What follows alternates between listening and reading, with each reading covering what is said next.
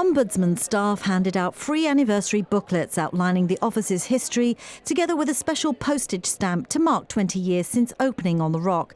Since then, thousands of complaints have been received from the public in respect of public services, ranging from delays and lack of response to unfair treatment and negligence. We have to have an avenue in our community for people to be able to complain about government services, about injustices, about unfairness.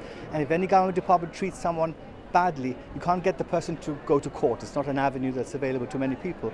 So the Ombudsman provides a good service for people to come and complain.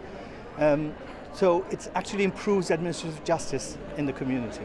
The Ombudsman investigates complaints if these haven't been adequately dealt with under the complaints procedure of the public service provider concerned. At the moment, the Civil Status and Registration Office is quite we get lots of complaints from them. The Housing Department has always been one of our better customers, if you can say that.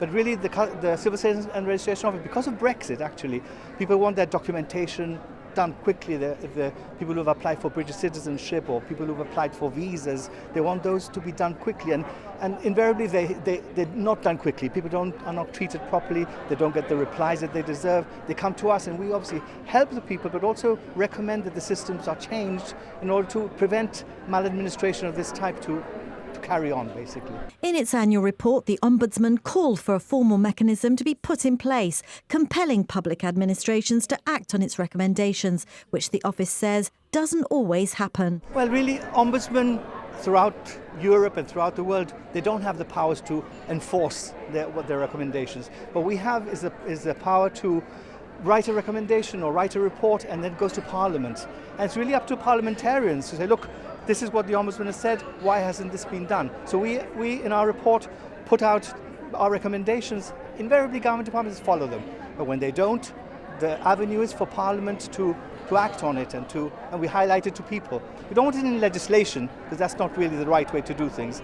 We want governments and departments to respect the Ombudsman's independent findings and to act on them. As well as the anniversary booklet, the office's 20th anniversary is also being marked by a set of commemorative souvenirs. We've issued a postage stamp, and now we're issuing, the government is actually minting the National Mint is minting a coin, which is to commemorate the 20th anniversary. It's a £5 coin, which will be in circulation, so people can actually go and buy things with their £5 coin of the Ombudsman. So that's something.